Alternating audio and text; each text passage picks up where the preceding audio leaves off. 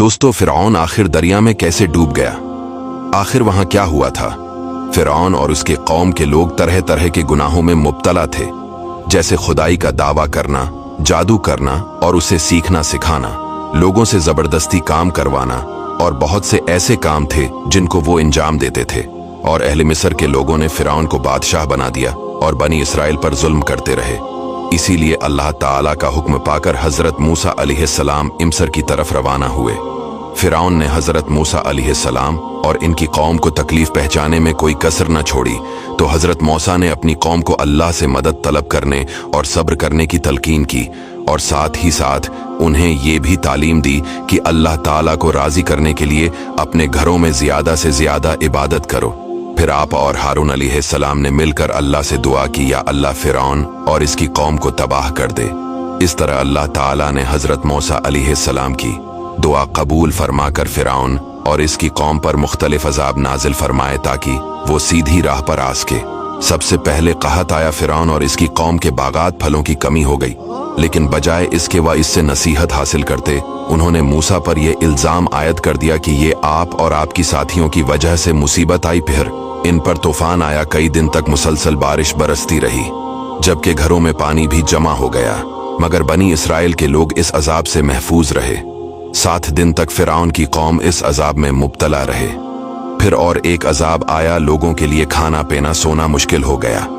फिर अल्लाह ताला ने मेंढकों का अजाब नाजिल किया। खाने पीने में मेंढक नजर आ रहे थे।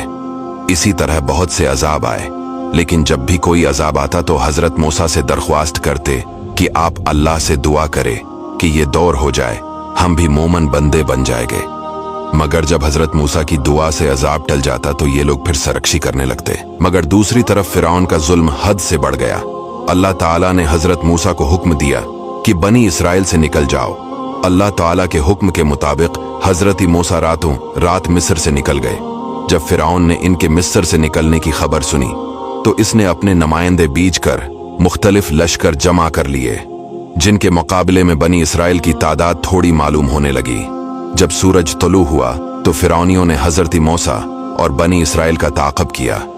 फिर जब दोनों ग्रहों का आमना सामना हुआ और इनमें से हर एक ने दूसरे को देखा, तो हजरत मूसा के साथियों ने कहा, बेशक हमें पा लिया गया। अल्लाह ताला ने हजरत मूसा की तरफ वही भेजी कि अपना अस्सा दरिया पर मारो।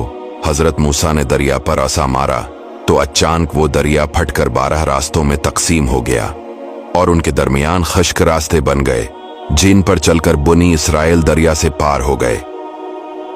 यूं अल्लाह ताला ने हजरत मूसा और इनके साथियों को दरिया से सलामत निकाल कर बचा लिया। दूसरी तरफ फिरौन और इसके लश्कर के साथियों हुआ कि अल्लाह ताला उन्हें बनी इसराइल के करीब ले आया, यहां तक कि वो इन रास्तों पर चल पड़े जो कुदरती इलाही से दरिया में बनी इसराइल के लिए बने थे।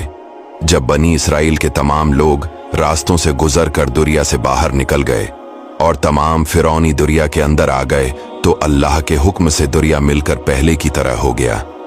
यूं फिरौन अपनी कौम के साथ डूब गया। डूबते वक्त फिरौन का हाल ये था कि वो अपने आप को मलामत कर रहा कि उसने रब होने का दावा क्यों किया और वो क्यों हजरत मूसा पर ईमान न ले आया।